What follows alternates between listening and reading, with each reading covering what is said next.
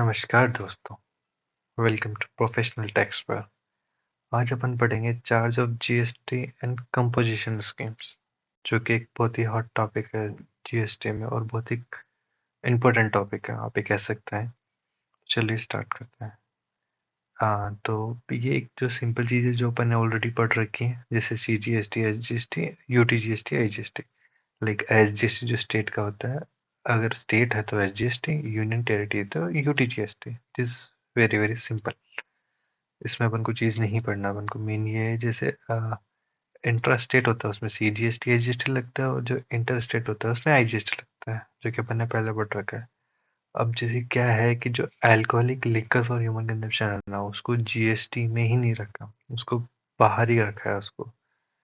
क्योंकि क्या है ना कि थोड़ा सा ये रिस्की रहता है इसको जीएसटी में लाना स्टार्टिंग में, क्योंकि इसमें एक अच्छी खासी रेवेन्यू होती है गवर्नमेंट को, स्टेट को। तो उन्होंने पहले ही इस चीज़ को मना कर रखा है। ठीक है। देन अपन बढ़ते हैं कि वैल्यू फॉर लेवी। तो ये अपन सेक्शन 15 में पढ़ेंगे कि ट्रांजैक्शन वैल्यू क्या इंक्लूड होगा क्या नहीं होगा। जब वो आगे आएगा तो अपन डेफिनेटली पढ़ेंगे। जीएसटी में क्या रेट्स होती हैं, 5%, 12%, 18%, 28%। तो जो हाईएस्ट रेट है वो है 40%, एसजीएसटी सीजीएसटी को मिला के। और अगर आप स्पेसिफिकली सीजीएसटी को देखो तो 20% है। ठीक है। अभी जो 5 आइटम है जिनको अभी जीएसटी में नहीं है, बट कभी भी गवर्नमेंट नोटिफिकेशन देके इन चीज़ को जीएसटी में इंक्लूड कर सकती है। तो नंबर 1 पेट्रोलियम क्रूड, इस पे अभी जीएसटी नहीं लगता, बट गवर्नमेंट कभी भी जीएसटी लगा सकती है। Second, high speed diesel, motor speed, जो कॉमन अपन पेट्रोल बोलते हैं, नेचुरल गैस, एविएशन टर्बाइन। अब मोस्टली आपने पेट्रोल पंप पे देखा होगा, तो वहाँ पे जो पेट्रोल पे तो जीएसटी नहीं लगता, और जो लुब्रिकेंट ऑयल है उस पे जीएसटी लगता है। तो इस वजह से उनको जीएसटी में रजिस्ट्रेशन लेना पड़ता है। ठीक है। अब जैसे ये दो सेक्शन है, तो जब इनको प्रॉपरली आएगा, जैसे आरसीएम वगैरह आएगा, फिर ई कॉमर्स ऑपरेटर आएगा, तब अपन इनको इन डिटेल में देखेंगे। अब अपन जो आता है सबसे मेन टॉपिक, कंपोजिशन लेवी। ठीक है। इसमें क्या होता है कि नॉर्मल जो रेगुलर टैक्स पेयर होते हैं, तो उनकी जो रेट्स वगैरह होती है वो हायर होती है। सपोज अगर आप कोई रेस्टोरेंट चला रहे हो तो उसकी 18%, आप कुछ प्रोडक्ट सेल आउट कर रहे हो तो उसकी 18%, 28% कुछ भी हो सकते हैं।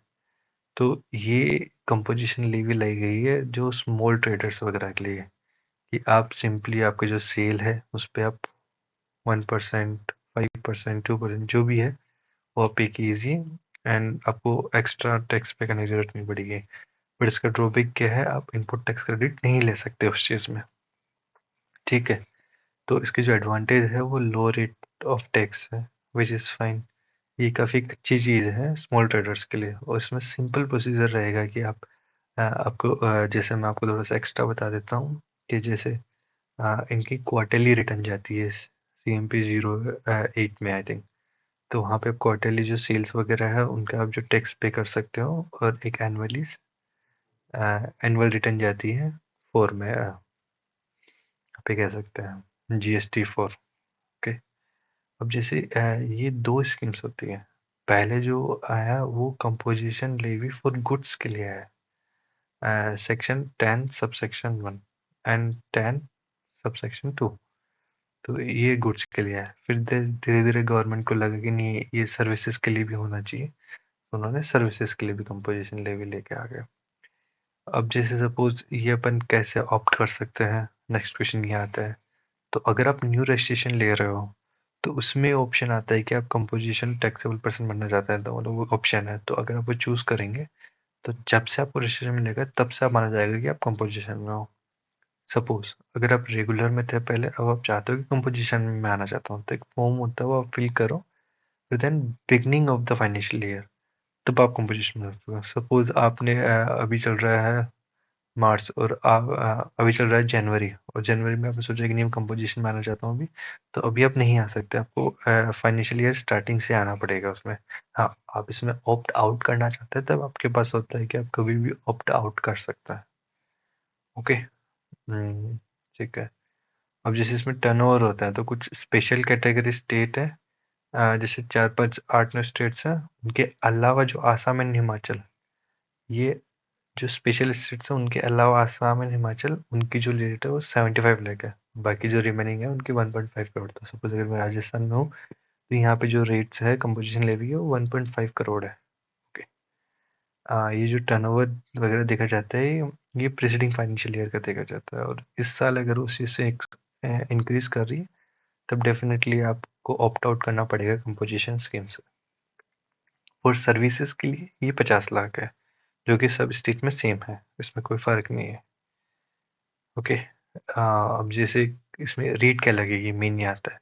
तो जो मैन्युफैक्चरिंग है, अगर जो भी कोई प्रोडक्ट वगैरह बना रहा है तो उसको 1% ऑफ टर्नओवर, इसमें 1% ऑफ टर्नओवर लिखा है, तो इसमें टर्नओवर में आपके एग्जाम सप्लाई भी आएगा, टैक्सेबल सप्लाई भी आएगा, सब चीज़ इंक्लूड होगी। ठीक है। अब जैसे अगर आप इसको समझ सको फर्क, तो ये जो अदर्स है ये है ट्रेडिंग के लिए, ट्रेडिंग के लिए। ओके। तो ट्रेडर में क्या डिफरेंस है कि ट्रेडर को सिर्फ 1% ऑफ टैक्सेबल टर्नओवर देना होता है, और मैन्युफैक्चरिंग को 1% ऑफ टर्नओवर। तो टर्नओवर में बहुत सारी चीज़ें इंक्लूड है, तो मैन्युफैक्चरिंग को ज़्यादा टैक्स देना पड़ता है एज कम्पेयर टू ट्रेडर।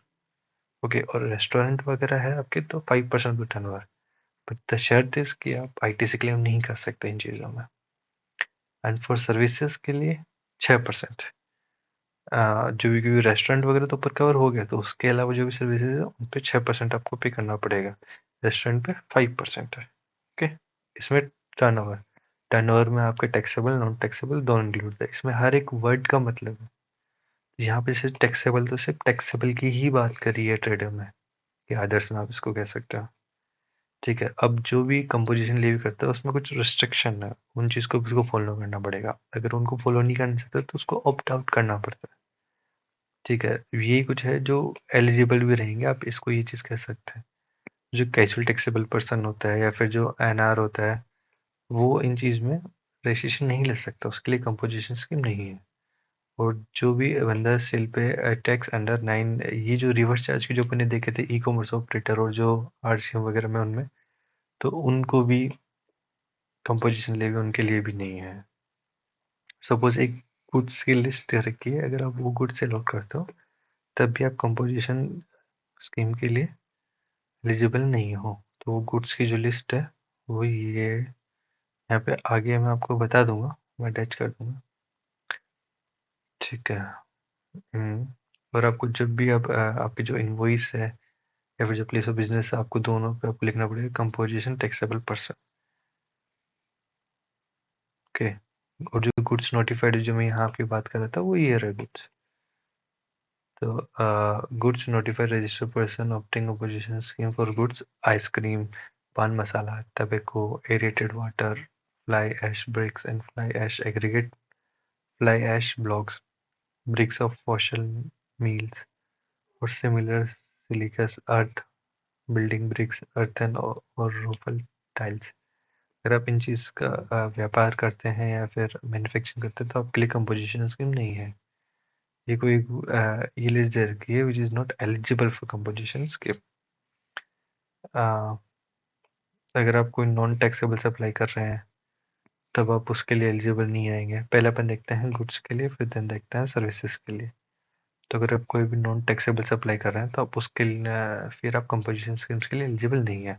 और अगर आप कोई इंटर स्टेट सप्लाई कर रहे हैं, इंटर स्टेट जो अपन राजस्थान से बाहर करते हैं या फिर महाराष्ट्र में, तो अपन महाराष्ट्र से जो बाहर करते हैं तो उसके लिए भी आप एलिजिबल नहीं हो अगर आप बाहर सप्लाई वगैरह कर रहे हो। तो सपोज आप कोई ई कॉमर्स ऑपरेटर के थ्रू कर रहे हो जिसको टीसीएस कलेक्ट करना पड़ता है अंडर सेक्शन 52, जैसे अमेजोन, फ्लिपकार्ट वगैरह वगैरह, आप इन पे सप्लाई कर रहे हो तब आप कंपोजिशन स्कीम्स के लिए एलिजिबल नहीं हो।